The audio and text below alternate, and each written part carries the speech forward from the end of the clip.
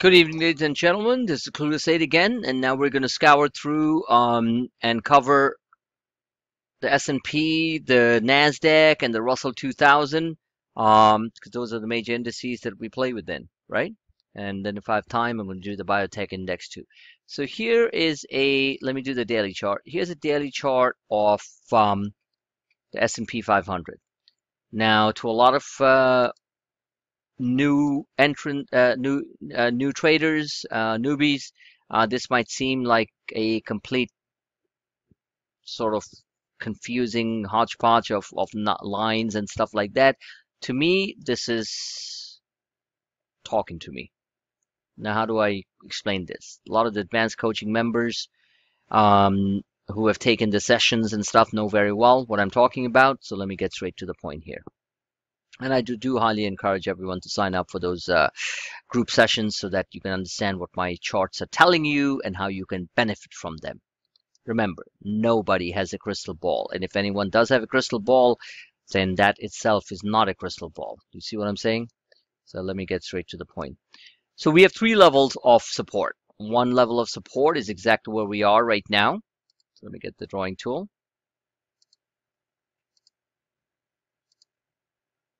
Freehand, there you go. So you have one level of support here, and I call this a volatility cluster because that's exactly what the volatility algos do. They chomp around hard, okay? And then they do what they need to do. Now, how do we determine, in very simple terms, what might be happening? Now, I was right about this, and we made a very decent sum of money on this run-up. I did not expect this run-up to continue all the way up towards the highs of the market. I expected it to be blocked at the 50 and the 34-day moving average. People who have attended the sessions with me where I've been coaching know that. And I expected a pullback from there before we made a run. But it didn't happen. It went straight up.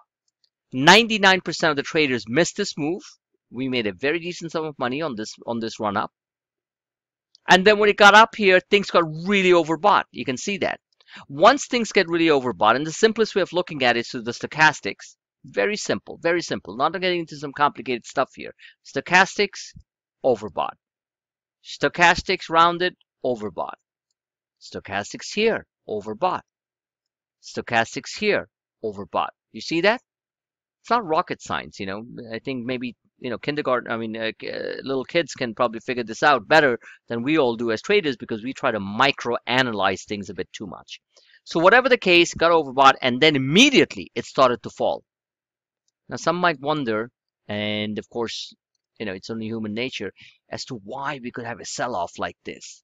Well, the question that I ask, and question you have to ask yourself, is why did we have a rise like this, that fast, that quick?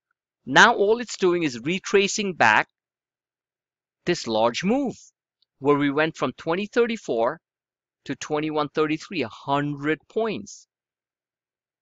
I've said this to the session members that generally the S&P likes to get deeply oversold within 100 points. So if we went to 2133, you take out 100 out of there, then we should be at 2033. Well, guess what, where 2033 is? Right here. Right here. Well, in this case, right here. So is it possible that we fall another 33 points, which is roughly about 200 Dow points, rather quickly between now and Wednesday, before the Fed meeting? Yes, there is a very strong possibility that happens. If that happens, it is, in my opinion, a very powerful buying opportunity because this is a market structure, dragon bullish, coming into play. If we break this, then we know where we're going. We're going straight down to 1962. Okay, we're getting straight down to these levels here, where we were back in December, before the middle of December of 2014, when all you heard was Santa had disappeared and all kinds of stuff were going on. This was a generational buying opportunity that most of you, almost all of you, probably missed. Some of the members didn't miss because they were with me. We traded this, as I mentioned in the past video cast, very nicely, and I was gone from these levels because I just do not like overextended, overbought conditions like we see here. All these are technical analysis explained very simply. So please understand it. When you get overbought like this, it is going to reset. Resets are mandatory. At this point, we're not fully oversold yet, and we will get a bounce, which will get us overbought again. If this bull market is completely over, then right when it gets overbought, it's going to fall again. In other words, right when we move up towards the 50 and the 50 and the 34-day moving average, so these lines here, these lines, okay, 2106 or so, we're going to fall.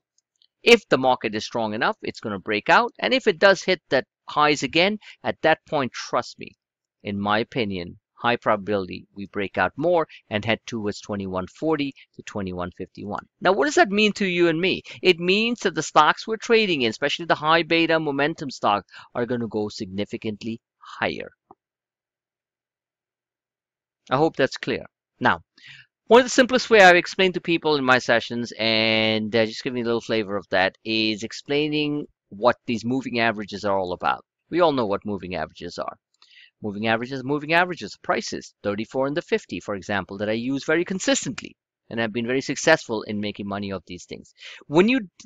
Imagine the 34 and the 50-day moving average, which is the red line and this magenta orange line or whatever you call it. I'm not a paint expert. Is the highway. This is your highway. So when you deviate way off the highway, you either land in a deep ditch, okay? And by the way, this blue line here, for the new people who listen to this video cast, is an uptrend line from the deep, dark October 2014 lows. That is a pivotal low. So I use that as a marker. So when you deviate, when you're driving, let's say on any highway, whether you're in Michigan, whether you're in the West Coast, whether you're in Boston or New Jersey or New York, and you really veer off the highway, either you're really drunk or you're being very stupid. You want to stick to the highway or the middle lane, okay, or whatever lane you're driving in. So when you do that, that's known as a standard deviation. This was probably a 2 plus standard deviation, -2 standard deviation, okay, off the highway.